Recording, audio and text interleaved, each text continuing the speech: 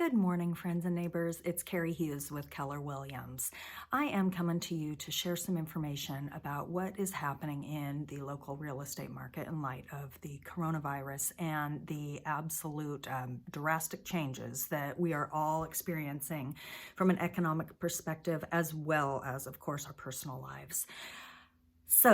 I am lucky enough to work with some of the brightest minds in local real estate and have the opportunity to have consultative input from some of the brightest minds in national real estate as well. Keller Williams has spent a huge amount of time over the course of each week during this coronavirus period to reflect, report, analyze, and share data about what is happening. And each week we've gotten a lot of great statistics.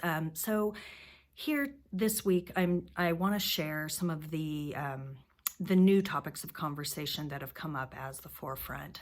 Whereas initially I've been reporting that yes, sales are slowing. Yes, sale pendings are down. Yes, there are fewer listings coming on the market. This week, those trends continue. We now have 3 weeks worth of tracking, and everything is changing. Everything is slowing down. As I've reported before, we are on an absolute pause with real estate. So what does that mean for our future? Well, last week, stimulus packages were announced and put into action. So we've had a tremendous change in the lending environment, and by lending, I mean mortgages. So the availability of mortgages is actually really tightening up.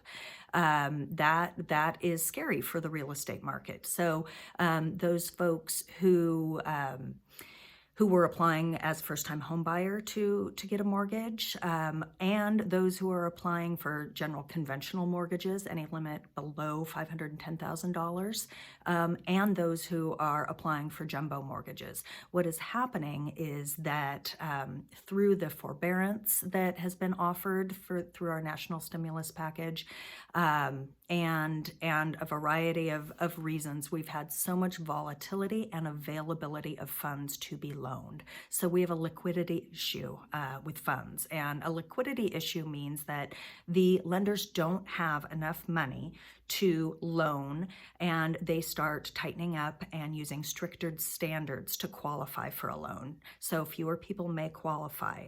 We've had buyers that have had to switch loan programs, switch banks, and to just get a loan. So what does that mean for real estate? So ultimately, there could be fewer buyers out there. Of course, with employment rates changing, unemployment going up significantly, that reduces the buyer pool as well. But you may say the interest rates are so good, we should take advantage of that. And that's actually very true.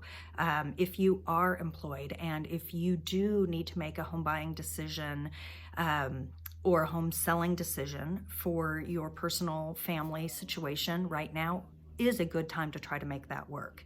But not everybody can do that. So I'm not saying mortgages are unavailable. They are absolutely available, but you do need to be more qualified and meet the stricter standards to actually qualify and get a mortgage. So we still have enough buyer demand in Portland to keep up with this slower market. It's creating opportunities for some buyers to actually get into a home.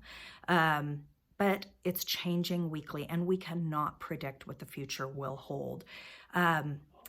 Our conversation today on my group conference call with top agents in the area turned to what does this mean for sellers? And the question now has been raised. If you plan to sell your home in the next year, if this year was when you were planning to sell your home, or in the next 2 to 3 years, is it worthwhile to try to sell it now?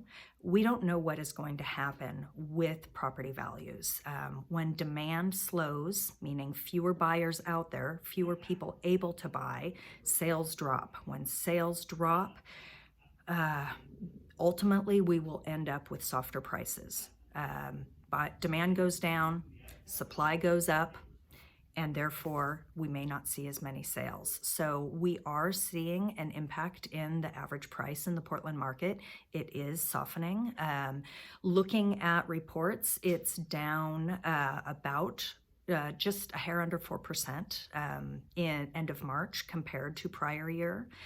Normally we have been seeing gains in pricing in January and February. We had an increase over prior year.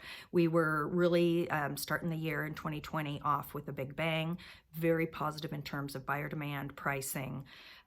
Inventory was growing and sales were really returning fast. So with a lot of new listings hitting the market, we couldn't meet demand. Now there's fewer homes coming on the market and fewer sales for many reasons. And we're seeing the impact in price. Being that we don't know what's going to happen in the next few months, 3 months, 6 months, a year.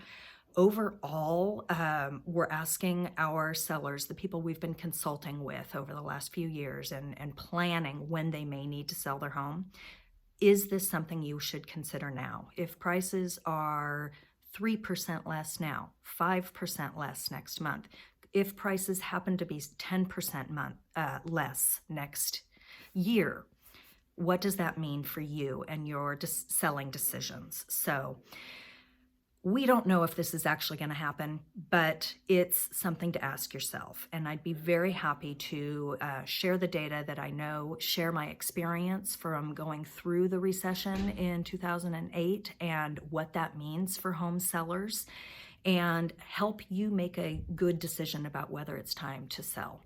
Buyers, on the other hand, if you're gainfully employed, this may be the time to take advantage of more affordability.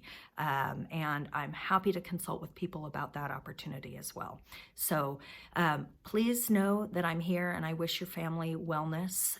And I honor the opportunity to be your real estate advisor. And I look forward to being in touch on a weekly basis and sharing with you everything that I know and what I am tracking and how we can continue to be a resource for you. Thanks, and be well, people.